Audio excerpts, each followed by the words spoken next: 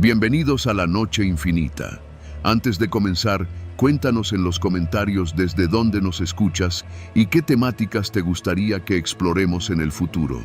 Leemos cada mensaje con atención y siempre tomamos en cuenta sus sugerencias para los próximos relatos. Sin nada más que decir, comencemos. Mi nombre no importa, solo diré que he hecho cosas que la mayoría de ustedes no se atrevería ni a imaginar. Algunas veces por dinero, otras por instrucciones y unas pocas por placer. No soy de los que se justifican, no soy víctima de nada. A mí nadie me obligó a nada. Y si hoy estoy contándote esto, es porque ya no me queda nada que perder. Esto pasó hace unos años, en Monterrey. No me acuerdo la fecha exacta, pero era una de esas semanas de julio que revientan de calor. De esas donde ni el concreto da sombra y los perros se esconden debajo de los coches con la lengua de fuera. El encargo me lo dieron un jueves por la noche. Me citaron en un Oxxo de la avenida Ruiz Cortines. Llegué como siempre, sin prisa, sin nervios. Mi contacto era un chavo flaco, cara de universitario, pero con manos de alguien que ya había enterrado gente. Me dio un sobre cerrado. Dentro venía la dirección de la víctima, fotos, rutina diaria, lugares que frecuentaba, lo normal. Pero también había algo más. 2 fotos tamaño infantil, con nombres escritos en tinta azul. ¿Y estos?, pregunté, alzando las cejas. Los hijos, me dijo el flaco. El jefe quiere que sienta el miedo antes de morirse, que vea que no puede proteger a nadie. Asentí sin decir nada. No era la primera vez que alguien pedía algo así, pero algo me brincó en la cabeza. Los niños se veían muy chicos. Uno tendría unos 10 años, el otro tal vez 12. No los mates, aclaró el flaco, como si leyera mis pensamientos. Solo asústalos. Haz lo que tengas que hacer, pero que lleguen vivos a su casa.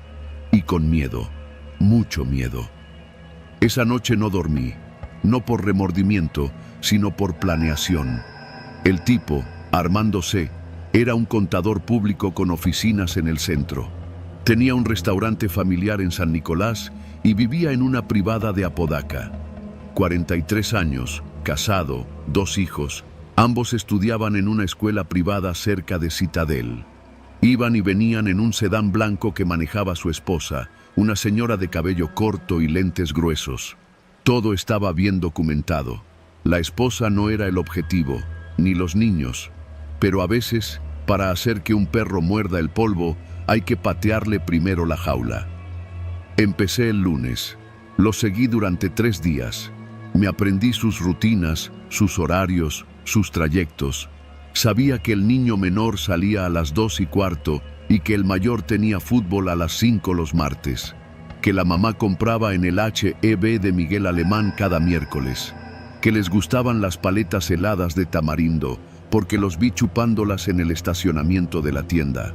El jueves por la tarde puse todo en marcha. Renté un Versa gris, sin placas visibles, y me vestí con pantalón de mezclilla y camisa tipo polo, como cualquier padre que va por sus hijos a la escuela. Me estacioné frente al portón del colegio, con el aire acondicionado a tope y la mirada puesta en la reja. A las 2:15 salieron los niños. Caminaban juntos, uno de cada lado de su madre. Me fijé en sus rostros. El menor tenía la cara redonda, de esas que uno no olvida. El mayor era más espigado, con los ojos grandes y un poco tristes. Esperé a que subieran al coche. Cuando dieron vuelta en la esquina, los seguí con cuidado, manteniendo una distancia de 2 autos. 10 minutos después, la señora bajó en la farmacia Guadalajara. Los niños se quedaron en el coche. Allí fue donde los agarré. Me estacioné justo detrás del sedán. Caminé rápido, con decisión, como alguien que tiene todo bajo control. Abrí la puerta trasera del coche como si fuera el suyo y me metí sin decir una sola palabra. El mayor me miró con terror inmediato. El menor tardó unos segundos más en entender que algo no estaba bien. No griten, dije. No los voy a matar. Pero si se mueven, si hacen ruido, me voy a enojar. El mayor quiso empujarme. Lo sujeté del cuello con una sola mano y le mostré la navaja que llevaba pegada al muslo. No era muy grande, pero sí lo suficiente como para que entendiera que yo no estaba jugando. Solo quiero platicar, les dije, con una sonrisa que no me salió natural. ¿Les gusta la pizza? El menor empezó a llorar. El mayor solo me miraba, los ojos bien abiertos, las pupilas dilatadas. Le temblaban las manos. Vamos a dar una vuelta, dije. Tomé el volante y conduje el coche, con los niños temblando en el asiento trasero. La mamá no salió hasta unos 5 minutos después. Me la crucé al salir del estacionamiento, pero no me vio. Para cuando entendiera lo que había pasado, yo ya estaría al otro lado de la ciudad. Conduje sin música, nadie hablaba. El menor sollozaba cada tanto y el mayor no paraba de mirarme por el espejo retrovisor. Yo sabía lo que estaba haciendo. No me importaban sus nombres, ni sus vidas, ni sus juguetes. Ellos eran el mensaje. Me metí en una bodega abandonada, en un parque industrial que ya no funcionaba. Cerré la puerta con seguro y me los llevé al fondo, donde la luz no alcanzaba a entrar del todo. Vamos a jugar a algo, les dije. Los amarré con unas bridas de plástico, no lo suficiente para cortar la circulación, pero sí para que no se movieran. Les tapé los ojos con cinta negra. Esto no es un secuestro, les aclaré, mientras sacaba mi celular y marcaba un número. Es una lección. Puse el altavoz y esperé. ¿Bueno? Respondió una voz de hombre, ronca, desconfiada. Armando, dije con voz neutra, tengo a tus hijos. Silencio. ¿Qué quieres? ¿Dinero? Quiero que me escuches. Los niños lloraban. Sabía que podía oírlos. No les voy a hacer daño, dije. Pero ellos no son inocentes. Tú los hiciste parte de esto cuando pensaste que podías jugar a los dobles libros y quedarte con el dinero que no era tuyo. Yo no... Cállate, interrumpí. No estoy aquí para negociar. Cambié el teléfono de mano, saqué un cuchillo y lo pasé lentamente por la mejilla del mayor. No lo corté, solo lo hice temblar. El menor gritó. Su voz resonó como una alarma rota en el almacén vacío. ¿Lo escuchas, Armando? Así suena tu error. Silencio. Vas a ir mañana al restaurante como siempre, le dije. Vas a sentarte en tu oficina y vas a esperar. Y cuando yo llegue, no vas a gritar, ni vas a correr. Porque si haces algo, si te haces el héroe, entonces sí, los niños dejarán de ser un mensaje y se volverán otra cosa. ¿Qué quieres que haga? Nada, le respondí. Solo espera y reza si crees en algo. Colgué. Me quedé unos minutos más con los niños. No me movía, no hablaba. Solo quería que se quedara esa sensación, el miedo verdadero, el que no se olvida nunca. Después los dejé en un lote baldío de Escobedo, cerca de una iglesia, donde los encontrarían rápido. No estaban golpeados, no estaban heridos, solo asustados. Al día siguiente fui al restaurante.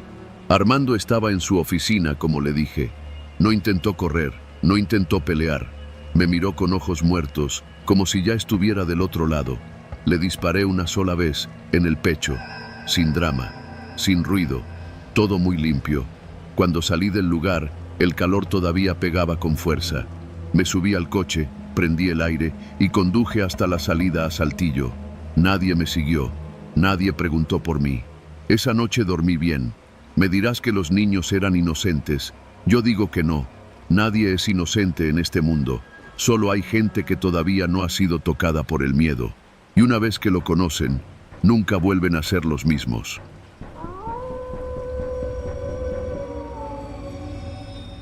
Mi nombre es Vicente. Llevo más de 15 años manejando un taxi en la Ciudad de México.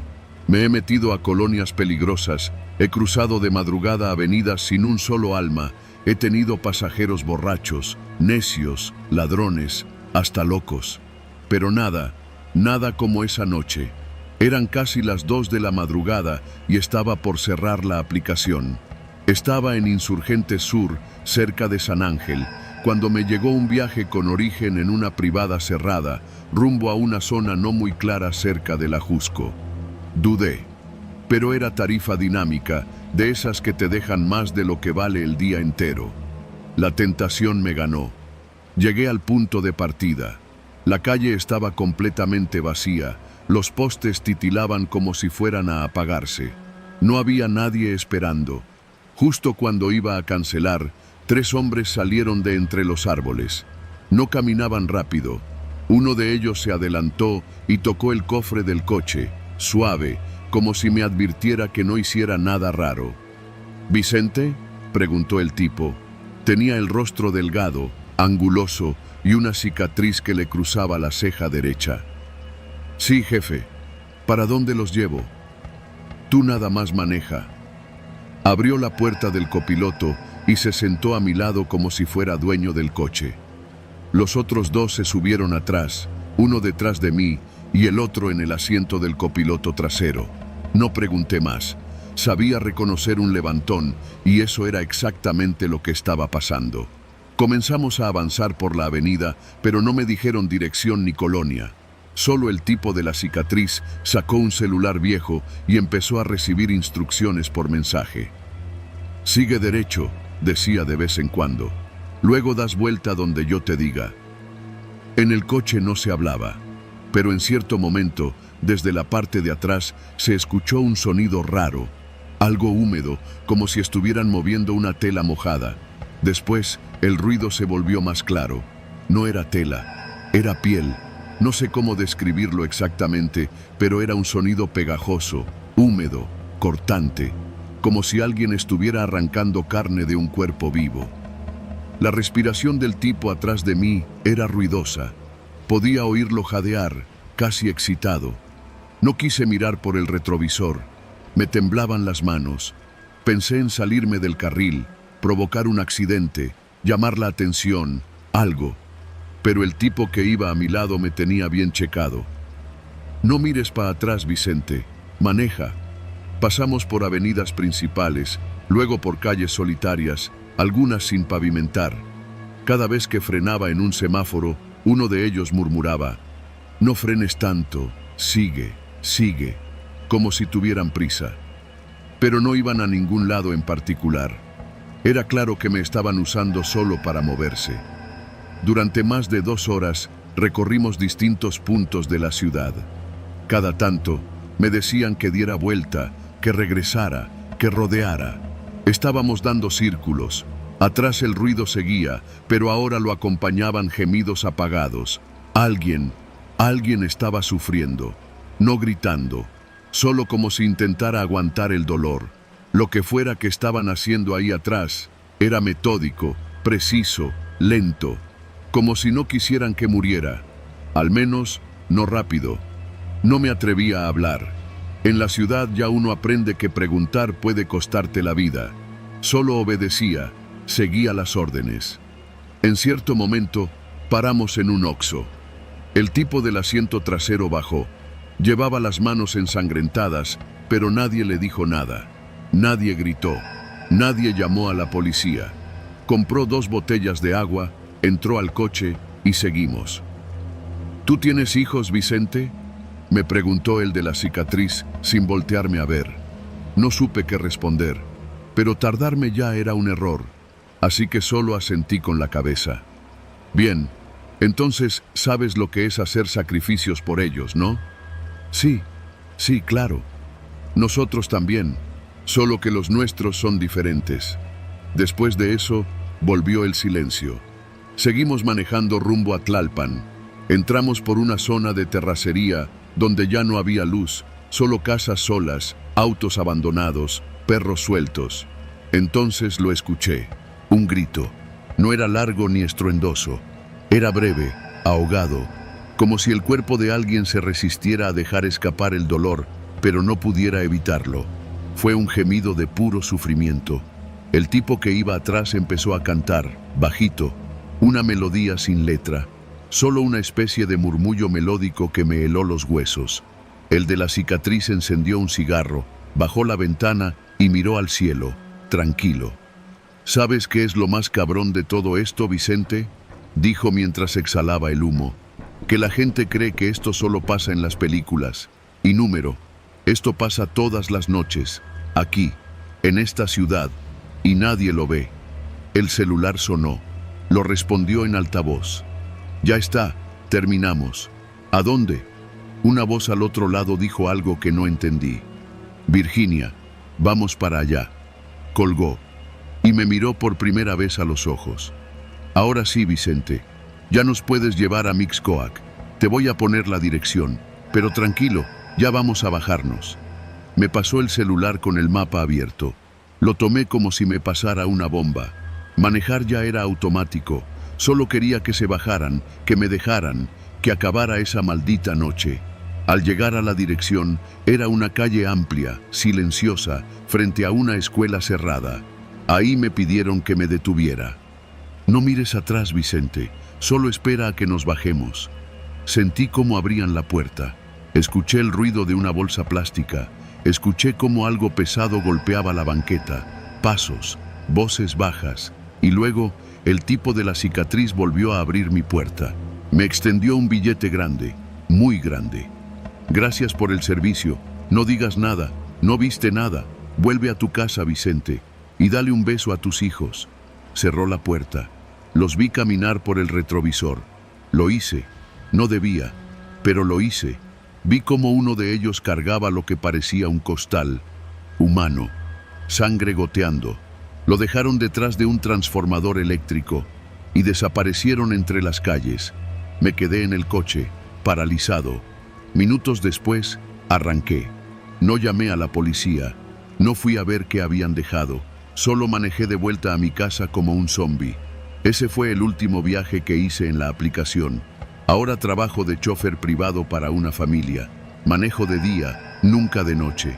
A veces todavía escucho el sonido pegajoso de algo siendo arrancado. Me despierto con las manos en el volante, temblando, sudando.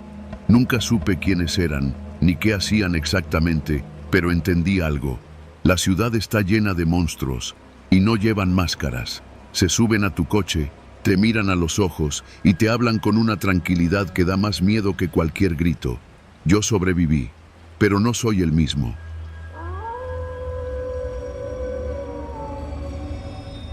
Me llamo Rodrigo, tengo 37 años, soy ingeniero civil y, hasta hace poco, vivía con mi esposa Claudia y nuestra hija Sofía en la colonia Narvarte, al sur de la Ciudad de México. Compramos aquella casa en una privada cerrada, con portón eléctrico y cámaras de vigilancia comunitaria, creyendo que sería el lugar ideal para formar un hogar tranquilo. Lo fue por casi 2 años, hasta que llegó él, el nuevo vecino. Se presentó como Don Fermín. Tendría poco más de 60 años, complexión robusta, piel morena curtida por el sol, ojos hundidos pero vivos, de esos que parecen leer más de lo que deberían. Traía un sombrero de palma y una sonrisa permanente que a mí, desde el principio, me pareció un poco forzada. A Claudia le cayó bien, a mí no. La primera vez que lo vimos fue cuando se mudó a la casa de enfrente. Una propiedad que había estado desocupada casi medio año. Llegó solo, sin familia ni ayudantes, conduciendo una vieja camioneta Ford roja con placas de Jalisco. Durante una semana completa, se dedicó a limpiar, reparar y acondicionar la casa con una dedicación obsesiva. Todo lo hacía en silencio. A veces lo veíamos en la azotea, observando la colonia con un termo en mano. Parecía un centinela. Un domingo por la tarde, mientras lavaba mi coche, se me acercó por primera vez. «Vecino, ¿qué tal? Soy Fermín. Me voy a dejar caer con una carnita el próximo sábado. Traiga a su familia. Es para conocernos todos». No era común que alguien organizara reuniones así en la privada, pero la invitación se replicó por toda la cuadra. Al sábado siguiente, desde temprano, el aroma a carbón llenó el ambiente. El tipo armó un asador de ladrillo en su cochera. Puso música norteña, sacó cajas de cerveza y sirvió carne asada como si estuviera en un rancho. Fue ameno. Claudia habló con otras vecinas y Sofía jugó con unos niños de otra calle que fueron colados por sus papás. Fermín se mostró como un anfitrión generoso, hasta chistoso. Contaba anécdotas de cuando vivía en el norte, sin especificar nunca el estado. Decía que había trabajado en minas, que sabía de ganado y que le gustaba la tranquilidad. Su casa tenía un olor fuerte, a madera húmeda, a tierra. ¿Y no tiene familia, don Fermín?, le preguntó una vecina. No, señora, ya me quedé solo, pero uno se adapta. Después de esa tarde, la convivencia se volvió frecuente. Organizó otra carne asada al mes siguiente, y luego otra. La gente comenzó a confiar en él. Los niños lo saludaban desde las bicicletas. Las señoras le dejaban tamales o pan en la puerta. A mí seguía sin caerme del todo. Había algo en su mirada, en su manera de observar en silencio que no me gustaba. Pero lo que más me inquietaba era su sótano. Cuando salía a correr por las noches, lo veía en el callejón lateral de su casa, sacando bolsas negras, siempre pesadas, y metiéndolas en su camioneta. Decía que eran restos de podas, basura de la limpieza o madera vieja. Pero yo nunca vi que podara nada. Una noche lo vi entrar al sótano con una carretilla metálica. Llevaba una lona encima, y debajo, algo que pesaba. Lo escuché abrir una trampilla. El rechinido del metal contra el concreto me erizó la piel. Me oculté entre las sombras y vi la luz amarilla que salía desde abajo. No era un cuarto cualquiera, era profundo, como una bodega excavada. Algo me dijo que no era normal, pero no dije nada, no tenía pruebas. Al día siguiente fui a platicar con los del comité vecinal. Les conté lo que había visto, sin acusar directamente, solo sembrando la duda. Me escucharon, pero no me creyeron. Lo tomaron como paranoia. ¿Estás celoso porque tus carnes asadas nunca juntaron tanta gente?, me dijo uno entre risas. Claudia me pidió que dejara el tema. Ya estás viendo cosas donde no hay, me dijo. Pero yo no podía ignorar la incomodidad creciente. Una noche, Sofía no podía dormir. Me pidió que le leyera un cuento. Mientras la arrullaba, escuchamos un ruido metálico. Venía de la calle. Me asomé por la ventana. Fermín sacaba una bolsa grande, muy grande, de esas de plástico industrial. La metió en la cajuela y se fue, como siempre, sin avisar. La curiosidad me carcomía. Esa noche me armé de valor. Esperé a que se fuera y crucé la calle. La reja lateral de su casa estaba cerrada, pero no con llave. Me escabullí hacia el pasillo hasta llegar a la puerta del sótano. Estaba cerrada con candado, un candado grueso, militar, oxidado. Cuando me giré para irme, vi algo entre las macetas que tenía junto a la pared. Una identificación. Era vieja, arrugada y húmeda, pero el nombre aún era visible. Y la foto también. Era una credencial de elector. Nombre: José Luis Vargas. Domicilio: Irapuato, Guanajuato. No era don Fermín. Regresé a casa con el corazón en la garganta. Claudia me escuchó llegar agitado. Le conté todo, le mostré la credencial. Me pidió que no hiciera nada, que fuéramos a la policía, que no lo enfrentara, pero ya era tarde. A las 2 de la madrugada tocaron la puerta. Era él, vestía la misma ropa de siempre. En la mano traía una bolsa con bisteces crudos. Vecino, perdone la hora, me sobró carne del día, pa' que no se desperdicie, me dijo, con esa sonrisa tan plástica como su tono. Claudia apareció detrás de mí. Él la saludó también. Miró hacia Sofía, que dormía en el sillón. Luego me miró fijo. Su sonrisa se desvaneció por un segundo. Uno nunca sabe cuándo se acaban las oportunidades de compartir, ¿verdad, ingeniero? No supe qué responder. Esa noche no dormí. Al día siguiente fui a una agencia de investigación privada. Pagué con mis ahorros para que rastrearan el nombre del dueño anterior de la casa y los antecedentes del supuesto Fermín. Una semana después, me llamaron con los resultados. La casa había sido vendida en efectivo, a través de un tercero, sin rastro directo del nuevo propietario. El nombre, Fermín Herrera, no tenía registro oficial en la ciudad, pero sí había algo: una ficha de desaparición de José Luis Vargas, en Guanajuato, con fecha de hace 2 años. Mostré todo en la delegación. Nadie hizo mucho. Mientras no haya pruebas de delito, no podemos intervenir, me dijeron. Pedí que revisaran el sótano. Me mandaron al diablo. Decidí ir por mi cuenta. Esperé al siguiente fin de semana, cuando salió en su camioneta como siempre. Crucé, rompí el candado con una cizalla y bajé al sótano. Olía a carne, carne vieja, a sangre.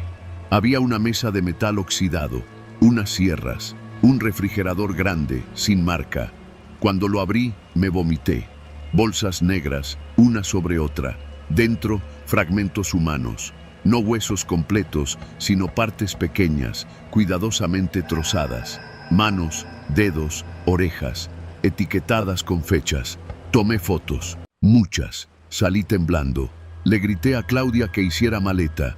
En una hora estábamos en carretera rumbo a casa de mis suegros. Al día siguiente fui directamente a la fiscalía con las imágenes. Ahí sí me escucharon.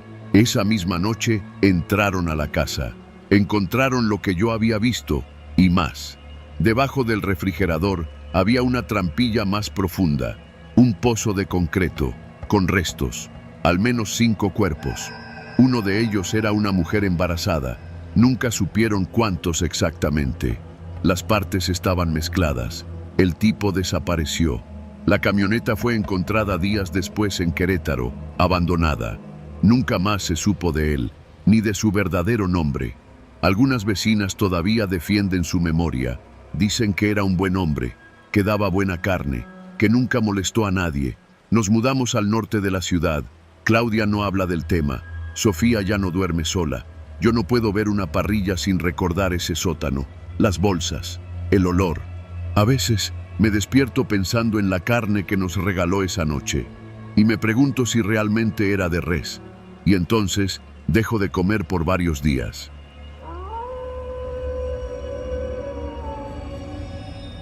No tengo idea de cuántos días llevo aquí. Perdí la cuenta después del tercero, o eso creo. La luz entra por una rendija en el techo, solo unos minutos cada día, y no hay ventanas ni relojes. Me despiertan con cubetazos de agua helada y me duermo por puro agotamiento o porque me desmayo. En esta celda sin baño, sin cama, sin dignidad, he llorado hasta quedarme seca. Grité, supliqué, amenacé. Nada sirvió. Al principio pensé que era un secuestro. Me lo repetí como mantra para mantenerme cuerda. Me secuestraron. Me van a pedir rescate. Estoy viva porque valgo algo para alguien. Pero los días pasaron y nadie llamó, nadie preguntó por mí. No hubo mensajes, no me tomaron fotos con un periódico del día. Nada. Solo estoy aquí, atrapada. Los primeros días me mantuvieron atada a una silla. Me daban agua en un vaso sucio y algo que apenas era comida. Arroz sin sal, pan duro. Luego me soltaron. Pude moverme, explorar los pocos metros cuadrados de concreto frío, orinar en una esquina con una cubeta oxidada, pero eso fue todo. Siempre hay una cámara mirándome. A veces, alguien detrás del vidrio polarizado me observa en silencio. Una voz de mujer me habla por el altavoz. No grita, nunca insulta. Tiene un tono que al principio me pareció amable, incluso maternal. «Lávate la cara», me dijo un día. «No queremos que te enfermes». Obedecí. No porque confiara en ella, sino porque cualquier interacción me hacía sentir humana otra vez. Una mañana, después de uno de esos despertares violentos, la puerta se abrió. Entró una mujer alta, con el cabello recogido en un chongo apretado. Llevaba un pants gris, sin logo, sin marcas. Traía guantes. Caminó hacia mí sin decir palabra y dejó en el suelo un paquete envuelto en plástico negro. «Póntelo», dijo. Su voz era seca, sin emoción. Dentro había ropa deportiva idéntica a la suya. Me quité los harapos que me habían dejado y me vestí. Cuando terminé, me miró y asintió. «Desde hoy te entrenas». No entendí nada. Me llevó por un pasillo largo, de concreto, sin ventanas. Pasamos por una sala donde otros estaban haciendo flexiones, lagartijas, sentadillas. Algunos eran hombres, otros mujeres, todos jóvenes. Nadie hablaba, nadie sonreía. Me asignaron una entrenadora. No supe su nombre. Nunca me lo dijo. Me enseñó a correr, a pelear, a golpear sin dudar. Al principio me negaba. Me dejaba caer, fingía dolor, lloraba. Ella me golpeó, me tiró al suelo, me arrastró de los pelos. Aquí nadie es víctima, dijo. O aprendes o te reemplazan. Reemplazan. Esa palabra me dio más miedo que los golpes. No me dijeron qué era este lugar. No supe si estaba en Ciudad de México, en algún cerro de Guerrero o en el norte del país. No escuchaba autos ni aviones. Solo puertas de metal, gritos contenidos y los jadeos del ejercicio. Me entrenaron a diario. Pelea cuerpo a cuerpo, disparo en seco, memorizar rutas. Me obligaron a correr kilómetros sin saber a dónde iba. Me pusieron a ensamblar armas de utilería bajo presión de tiempo. Cada día era más duro, más físico. No importaba si estaba adolorida, si sangraba, si no comía. Me querían fuerte, despierta, obediente. Y poco a poco, algo dentro de mí cambió. Un día me miré en el reflejo de un vidrio y no me reconocí. Ya no estaba delgada por el hambre, sino tonificada. Ya no temblaba ante los gritos, ya no lloraba. Había empezado a responder, golpe por golpe, orden por orden. Una noche, después de meses de entrenamiento, me llevaron a una sala vacía. Una lámpara colgaba del techo. En el centro, una mesa con una carpeta. Al lado, la mujer del chongo, esta vez sin guantes. Me miró como quien examina una herramienta recién afilada. «¿Tú crees que te secuestraron?», dijo. Pero no fue así. No respondí. Había aprendido que el silencio era mi mejor defensa. A ti te seleccionaron. Desde hace meses te observaban. Tus redes, tus horarios, tus contactos. Eres perfecta para esto. Sin familia cercana, sin pareja estable, sin hijos. Invisible. Abrió la carpeta. Había fotos mías. En la calle, en mi trabajo, en la fila del Oxxo. Fotos de cámaras que no sabía que existían. No te estamos enseñando a sobrevivir, continuó. Te estamos formando para ejecutar, para actuar cuando otros fallan. Serás parte de un equipo que opera sin nombres, sin historia, sin remordimientos. Me senté. Las piernas me fallaban. ¿Qué soy ahora? Una herramienta. Y pronto, una ejecutora. Mi primera prueba llegó la semana siguiente. Nos llevaron en una camioneta sin placas. Éramos 3. Nos dieron instrucciones en sobres sellados, con nombres, fotos y direcciones. Nada de contexto, solo una orden: ir, hacer, volver. El sobre tenía mi nombre. Dentro, una hoja con la foto de un hombre de mediana edad. Dirección en Iztacalco. Instrucciones claras. Lo seguí por 3 días, como me enseñaron. Aprendí sus horarios, su rutina. Descubrí que salía a correr cada mañana a las 5, que no usaba escoltas, que vivía solo. El día asignado, lo esperé en el parque. Me acerqué corriendo. Cuando me vio, fue demasiado tarde. Lo inmovilicé, le inyecté algo en el cuello. Nada mortal, solo lo suficiente para simular un infarto. Salí del parque antes de que cayera al suelo. No sentí culpa, no sentí nada. Y eso fue lo más aterrador. Volvimos a la base. Nos recibieron sin palabras. Solo nos asignaron nuevas camas. Ya no estábamos en celdas, sino en habitaciones compartidas. Ya no éramos presas. Éramos parte del sistema. Me dieron un nuevo nombre. Me cortaron el cabello. Me entregaron un teléfono seguro. Todo estaba codificado, cronometrado, profesional. Pero algo dentro de mí empezó a resquebrajarse. Un día, en uno de los entrenamientos, vi llegar a una chica nueva. Tendría unos 17 años. Tenía la mirada que yo tuve al llegar, perdida, temblorosa, rota. Y entonces entendí. Este lugar no era una prisión, era una fábrica.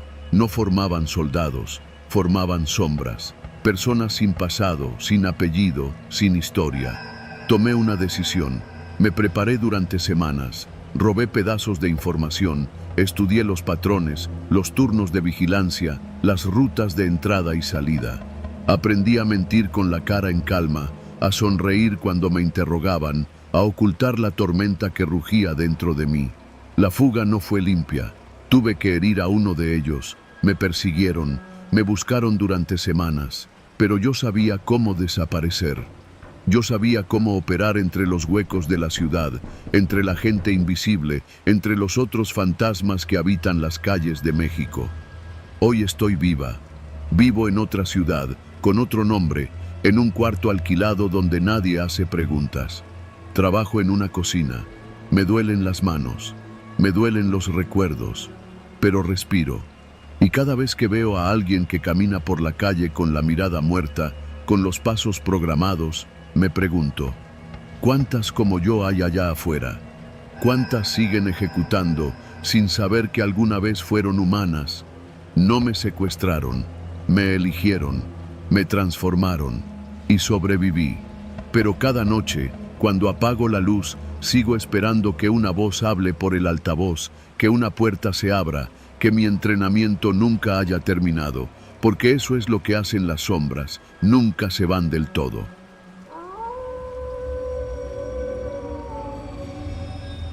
Me llamo Fausto, pero ese nombre no lo uso desde hace años. En el norte todos me conocían como el pájaro, aunque de libre no tenía nada. Fui sicario durante casi 3 décadas. 30 años de sangre, de polvo, de noches sin luna ni sueño. Pero eso ya quedó atrás. O eso pensé. Me retiré hace casi 5 años. Me fui lejos de Torreón, donde dejé mi reputación enterrada entre huesos y secretos. Ahora vivo en la colonia Las Águilas, en un departamento pequeño que da hacia una avenida donde el ruido de los carros nunca para. Me gusta eso. Me ayuda a no pensar. Trabajo en una tienda de refacciones. Nadie sabe quién soy. Nadie pregunta. Paso desapercibido, como un perro viejo que ya no ladra. Pero desde hace unas semanas, algo cambió. Todo empezó con una llamada. Eran cerca de las 3 de la madrugada. Pensé que sería un error o alguna emergencia. Contesté medio dormido. Bueno, nada, solo silencio. Iba a colgar cuando escuché lo que me heló la sangre. Un grito, agudo, desesperado, como si alguien estuviera siendo torturado en ese mismo instante. Luego, silencio otra vez, y se cortó. Me quedé unos segundos viendo la pantalla del teléfono. Número desconocido. Me levanté, tomé un vaso de agua y traté de olvidarlo. Pero no pude. La noche siguiente, lo mismo. Otra llamada, otro número diferente. Contesté y otra vez, gritos. Pero esta vez reconocí algo. Era la voz de una mujer. Una que yo conocí. Una que vi morir. No sé cómo explicarlo, pero estoy seguro. Fue en un rancho al sur de Durango. Ella lloraba, suplicaba, y su voz, esa voz que oí por el teléfono, era la misma. A partir de esa noche, las llamadas no pararon. Todos los días, entre las 2 y las 3 de la mañana. Diferentes números, ninguna palabra, solo gritos. Hombres, mujeres, incluso jóvenes. Algunos chillaban, otros imploraban, algunos maldecían, pero todos gritaban. Algunos incluso decían mi nombre. Intenté bloquear los números, cambié el chip, compré otro teléfono. Nada funcionó, me seguían llamando, hasta que me di por vencido. Dejé el celular encendido, en silencio, pero ya no contestaba. Aún así, escuchaba los timbrazos, uno tras otro, como un reloj macabro marcando mi sentencia. Una noche, harto, contesté de nuevo. ¿Quién chingados eres?, grité. Y entonces escuché algo distinto. No fue un grito, fue una risa de niño.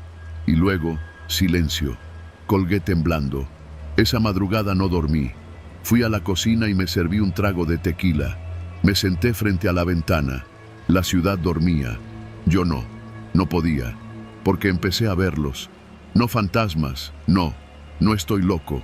Me refiero a que mi cabeza empezó a traerlos de vuelta, uno por uno. A los que maté, a los que entregué, a los que dejé morir. Comencé a recordar sus caras, sus gestos, las palabras que dijeron antes del final. Y recordé los lugares, la sangre, el olor de la pólvora y sobre todo el sonido, el mismo sonido que salía del teléfono cada madrugada.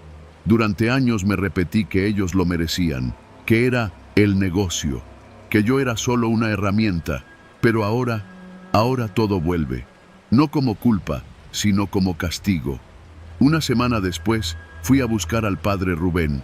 Lo conocí hace tiempo, cuando mi jefa, la señora, así le decíamos, aún me mandaba a cobrar cuentas. El padre me debía una. Le salvó la vida cuando un grupo de extorsionadores lo quiso colgar. Fui yo quien se encargó de resolverlo. Desde entonces me respetaba, aunque jamás me miró sin miedo. Le conté lo de las llamadas. No todo, solo lo necesario. Él me escuchó en silencio. Al final, me dijo algo que aún me retumba. Tal vez no sea el diablo quien te llama. Tal vez solo eres tú, queriendo castigarte. No, padre. Yo me castigaría con silencio, no con gritos. El padre bajó la mirada y ya no respondió. Hace 3 noches las cosas empeoraron. Ya no solo llaman por teléfono.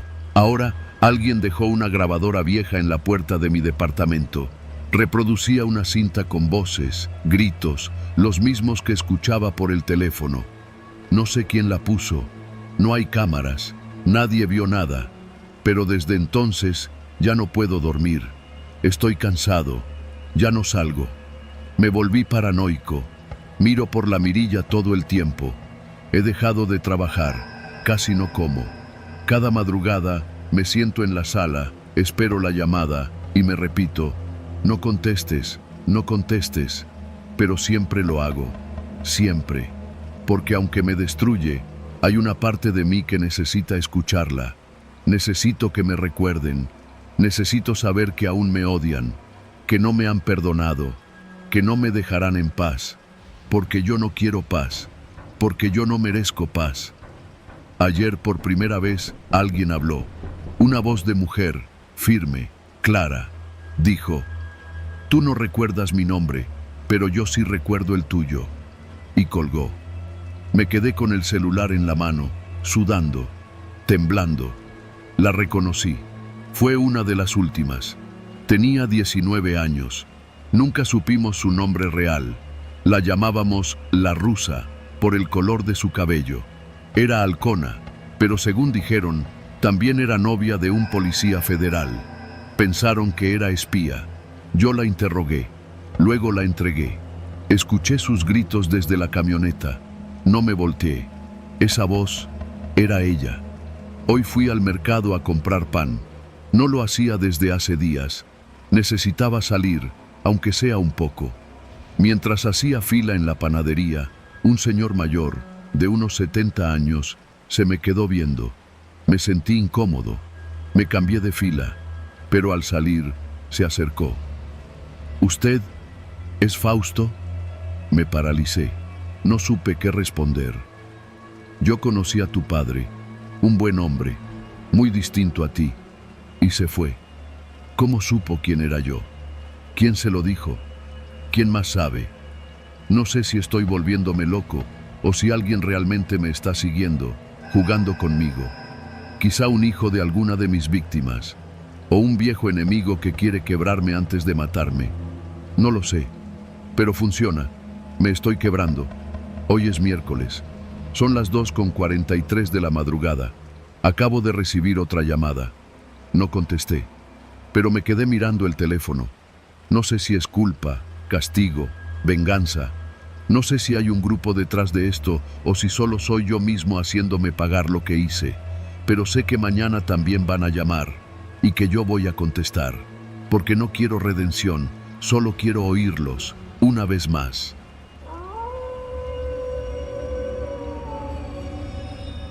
Me llamo Alonso Ríos. Y esta historia pasó en la colonia donde crecí, al norte de Culiacán, en un barrio que nunca aparecía en las postales, ni en los videos de YouTube que muestran las fiestas de narcos en camionetas de lujo. Mi calle se llamaba Camino del Toro, una de esas con casas humildes, algunas de lámina, otras de cemento sin pintar, con niños jugando fútbol en la terracería y perros dormidos bajo el sol. Ahí viví por más de 30 años. Hasta que un hombre, uno que decía protegernos, mandó a fusilar a toda la cuadra. No estoy exagerando. Lo que pasó no fue un ajuste de cuentas cualquiera, ni una balacera entre bandos rivales. Fue una ejecución en masa, como las que uno pensaría que solo pasan en zonas de guerra, pero que en Sinaloa se dan de madrugada, cuando la ciudad duerme y las ambulancias ni siquiera se molestan en llegar. Todo comenzó con Emiliano, al que todos en el barrio conocíamos como el Mili. Se crió aquí mismo, en la casa de la esquina, la de rejas negras y portón de lámina. Su mamá vendía tamales afuera de la iglesia y su papá, cuando no estaba borracho, arreglaba refrigeradores. Yo fui a la primaria con él, jugábamos a las canicas y a veces se metía en pleitos con los más grandes. Siempre fue bravucón, incluso cuando tenía 10 años. Para cuando cumplimos los 18, él ya andaba trabajando con unos primos que se movían al otro lado de la sierra. A los 20 ya tenía una Tacoma blindada y cadena de oro. A los 25 era patrón. Pero lo que lo hizo distinto a los otros fue que él regresó. Y no como uno más que venía a presumir camioneta. Number. Él regresó a quedarse. Se adueñó de la colonia, pero no como un tirano. Llegó repartiendo despensas, comprando juguetes para el Día del Niño, regalando útiles cuando empezaban las clases. Cuando murió doña Concha, la del puesto de elotes, él pagó el funeral completo. Y si se enfermaba alguien, el Mili mandaba a traer doctores privados. Su mamá decía que Dios le había dado poder para hacer el bien, y en el barrio lo creímos. Yo mismo lo vi como un tipo diferente. Alguien que, pese a sus negocios, tenía códigos.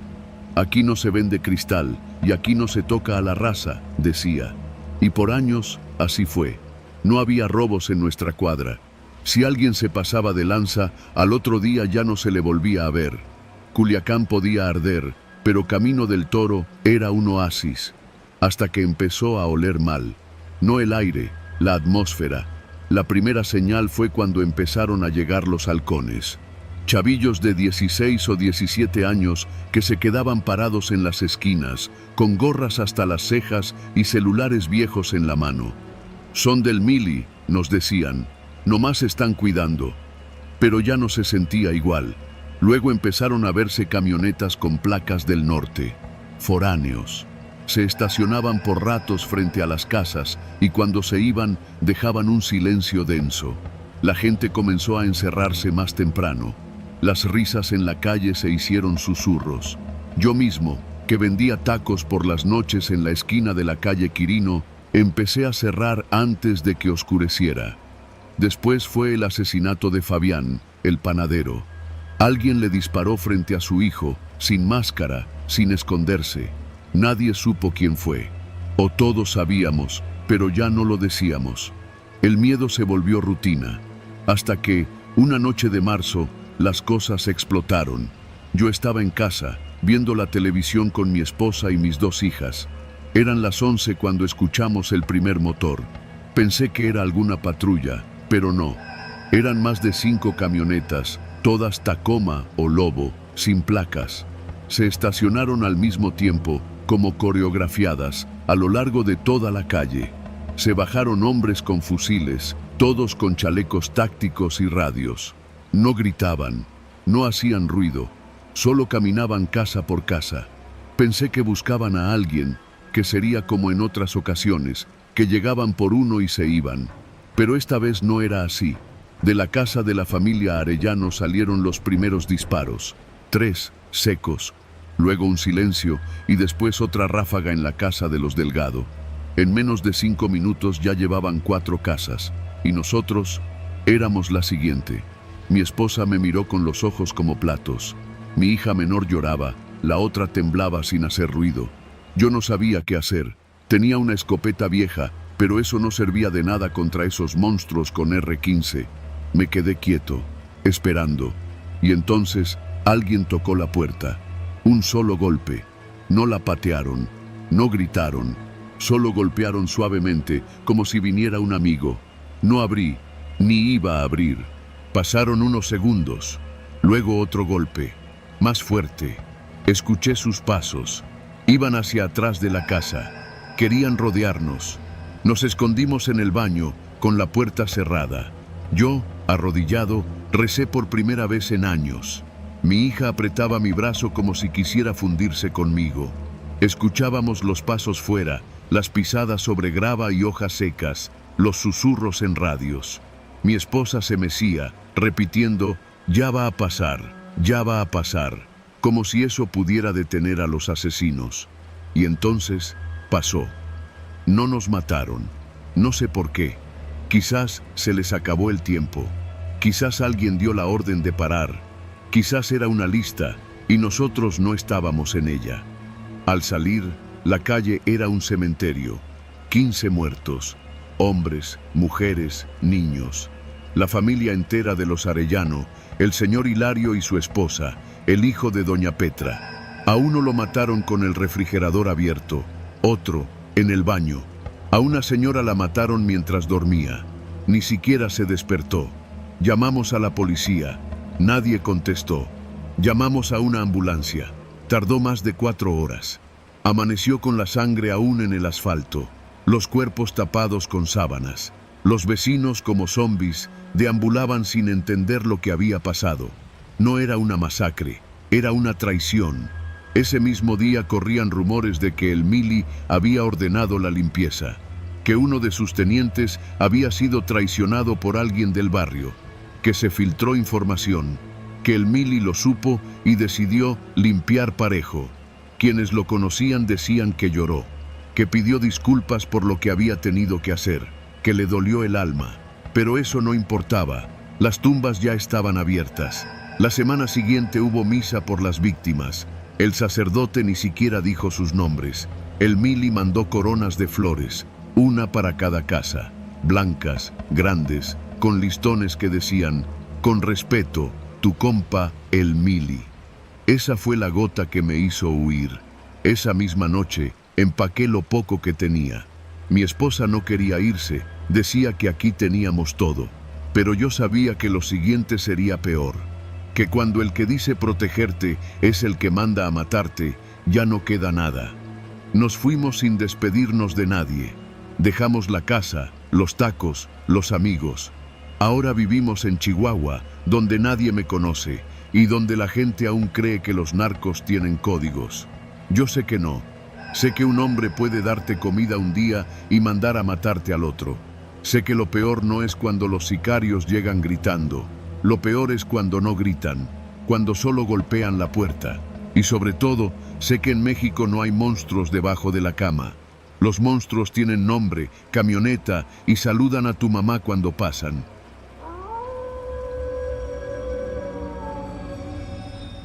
Me llamo Diana y vivo en Irapuato, Guanajuato.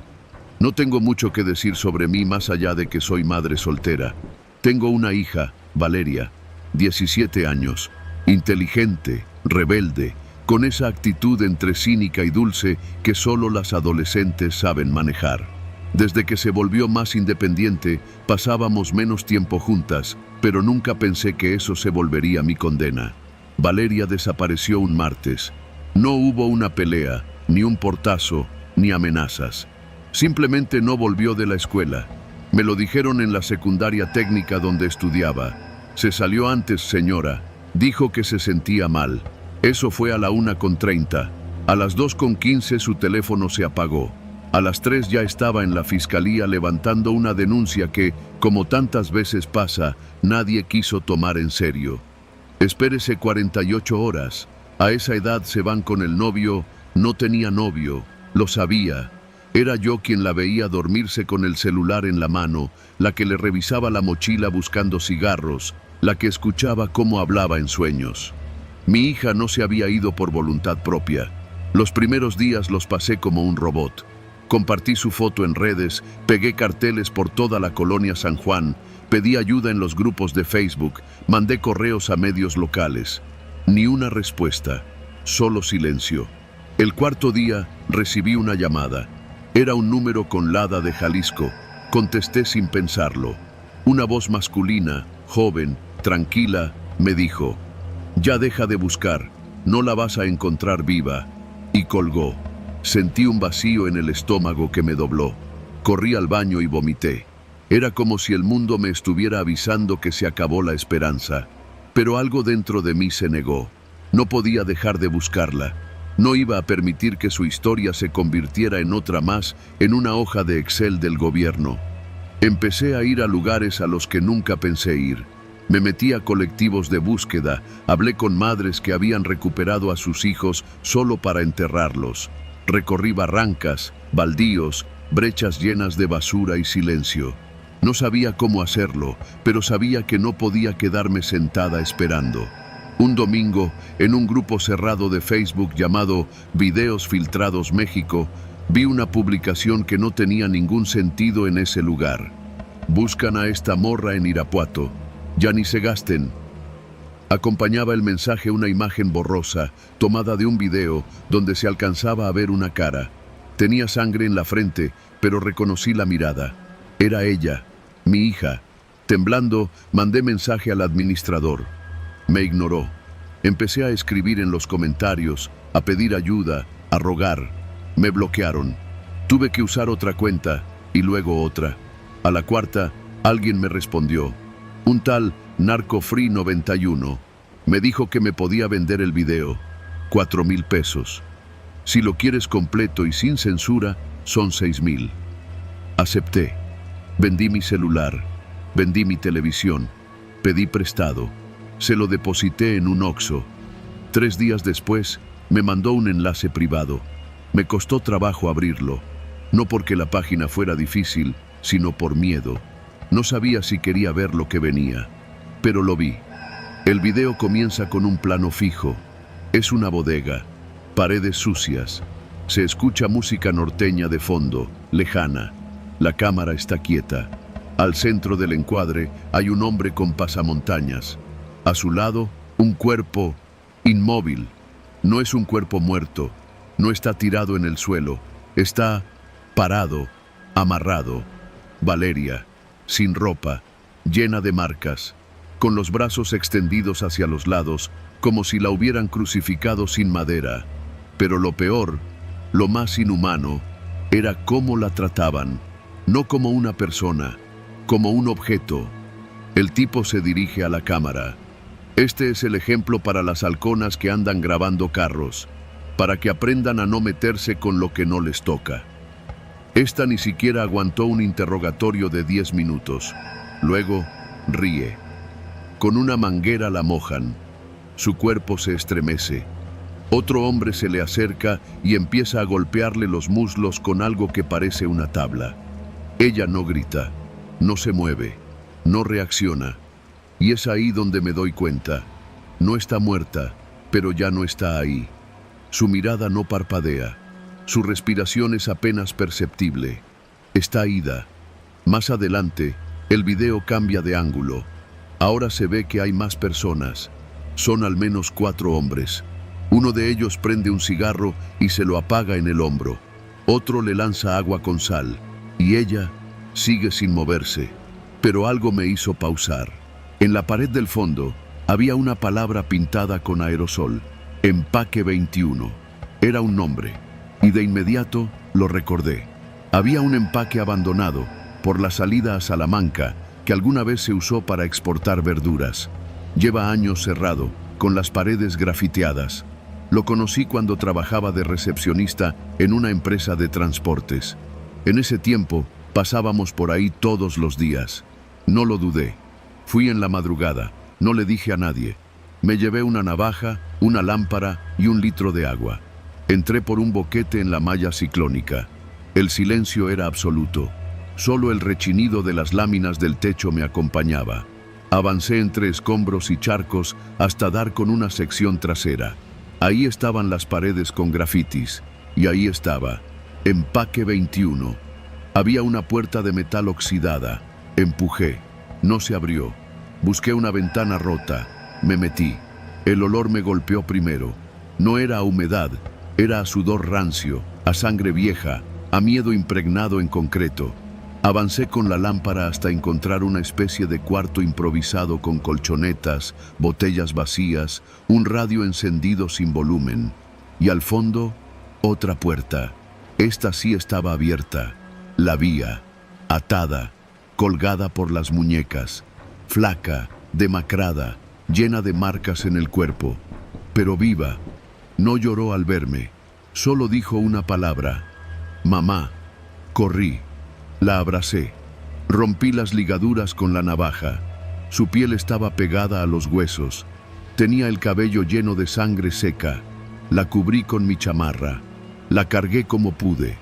Salimos tambaleando entre fierros oxidados. No sé cómo lo logré, pero llegamos a la carretera. Un taxista nos recogió. No preguntó nada, solo nos llevó. Fuimos directo al hospital.